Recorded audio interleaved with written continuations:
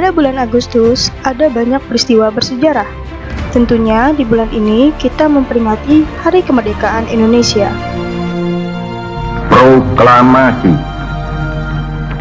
Kami, bangsa Indonesia, dengan ini menyatakan kemerdekaan Indonesia. Hal-hal yang mengenai pemindahan kekuasaan dan lain-lain diselenggarakan dengan cara saksama dan dalam tempo yang sesingkat-singkatnya. Jakarta, 17 Agustus 1945, atas nama bangsa Indonesia, Soekarno, Hatta. Namun di bulan Agustus pula ada peristiwa sejarah lain, yaitu berdirinya organisasi ASEAN, di mana Indonesia termasuk pendirinya. Yuk kita cari tahu fakta ASEAN dan sejarah organisasinya. Untuk tujuan pembelajaran hari ini, 1. Mengetahui tentang sejarah ASEAN, memahami apa itu lambang ASEAN, dan apa saja isi dari deklarasi Bangkok, serta apa tujuan didirikannya ASEAN.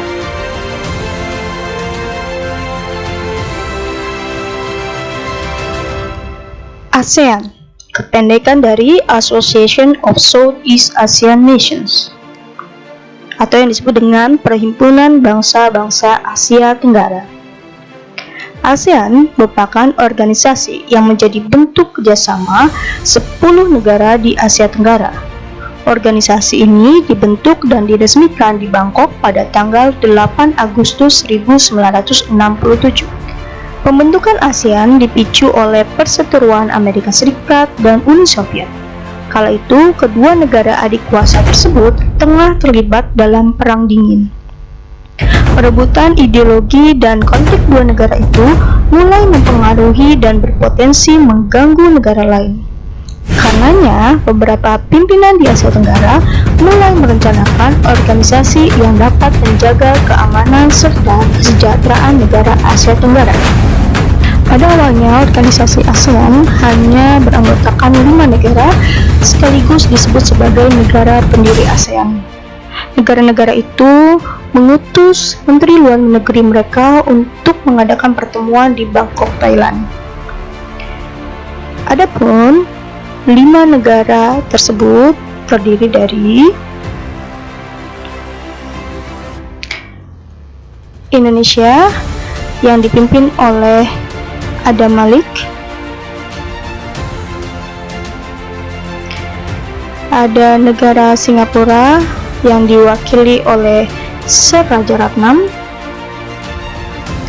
ada negara Malaysia yang diwakili oleh Tun Abdul Razak, dan ada perwakilan dari negara Thailand yang diwakili oleh Tanat Koman, dan ada dari perwakilan Filipina yang diwakili oleh Narcisco Ramos.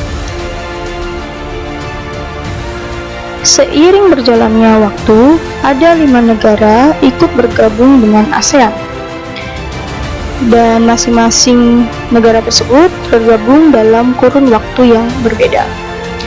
Negara berikutnya yang tergabung di ASEAN adalah Brunei Darussalam yang bergabung pada tanggal 8 Januari 1984. Kemudian ada Vietnam yang tergabung pada tanggal 28 Juli 1995. Kemudian ada Laos, dan ada negara berikutnya yaitu Myanmar, yang keduanya itu tergabung pada tanggal 23 Juli 1997, dan berikutnya ada negara Kamboja yang tergabung pada organisasi ASEAN pada tanggal 30 April 1999. Apa saja ya latar belakang berdirinya ASEAN?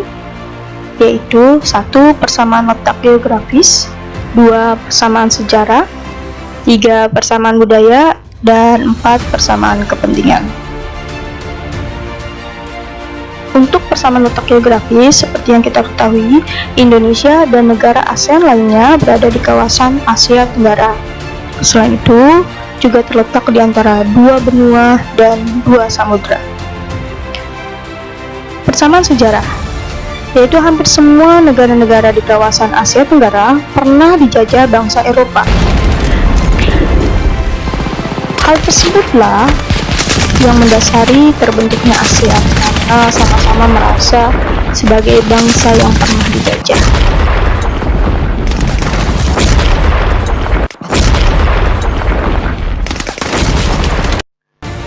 Kemudian ada persamaan budaya. Sejarah mencatat bahwa negara-negara di Asia Tenggara memiliki budaya, bahasa, serta tata kehidupan dan pergaulan yang hampir sama, karena mereka berasal dari rumpun yang sama, yaitu rumpun Austronesia. Seperti apa? Kita lihat, ini adalah suku dari Indonesia, kemudian ada dari negara Thailand, kemudian dari Myanmar, ada dari Kamboja, kemudian Vietnam, Laos, Malaysia, Brunei Darussalam, Singapura, dan Filipina. Artinya kita itu satu rumpun. Maka dari itu ada beberapa budaya yang kalau kalian lihat antara negara-negara di Asia Tenggara, misalnya Malaysia dengan Indonesia. Kemudian ada persamaan kepentingan. Negara-negara ASEAN memiliki tujuan untuk bersama-sama berkontribusi dalam kehidupan dan dalam pertumbuhan ekonomi dan kemajuan sosial. Nah, kalau kita lihat, ada lambang ASEAN memiliki simbol dan makna yang berbeda-beda. Di sini kita lihat ada 10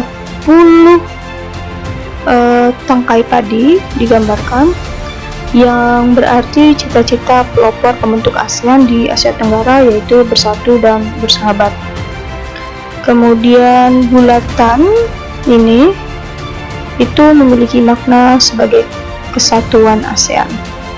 Untuk arti warna itu sendiri, di sini ada warna biru yang artinya keamanan dan kestabilan, merah semangat dan dinamisme, kuning kemakmuran, dan putih itu ketulusan, atau di sini disebut dengan ketulenan.